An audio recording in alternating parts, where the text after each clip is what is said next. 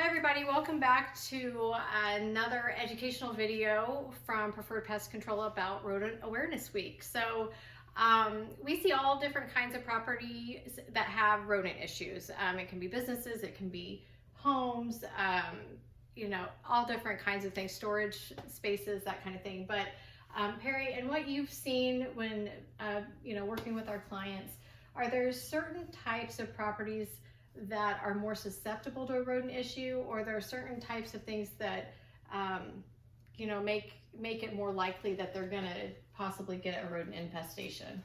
So I will say that all properties out there can get rodent infestations. Sure. But what I've seen in the past is there are different ones that are more likely. A lot of times, if you're living in the country, there's always rodents out in the country, Sure. especially if you're by a cornfield that they're harvesting.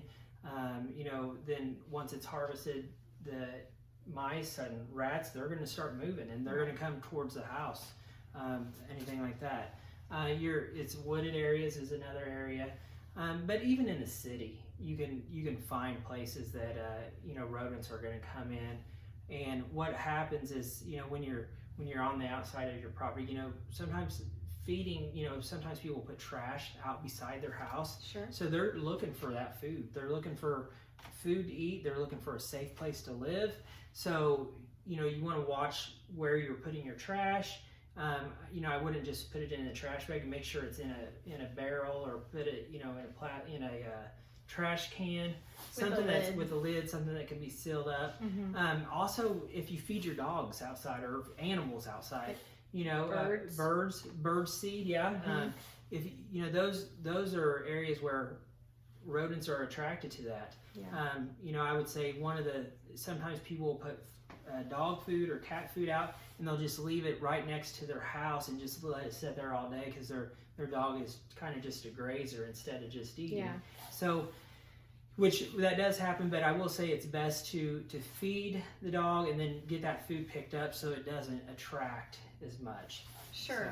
One of the things I've noticed at our house is that I went to the orchard and bought the really cool corn stalks, and they still had some of the corn on it, and I put some scarecrows on there and decorated them on. They looked so cute, and then the wind came, knocked them all down, and now I've got little bits of corn all over the ground. And I'm thinking, oh, that's probably not good for attracting mice. They're probably gonna love that. Yeah, absolutely. And then the other areas is if you're living close to a restaurant. Sometimes restaurants, they may throw out scrap food and dumpsters and all of that. So that's another area.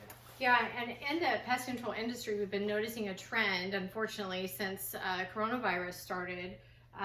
We haven't seen it too bad locally, but I know on a national level it's a big concern, especially in our more urban settings like Kansas City, Chicago, New York, because the restaurants have been closed down. Those dumpsters where they used to toss their food at night used to be filled with rats scavenging for food.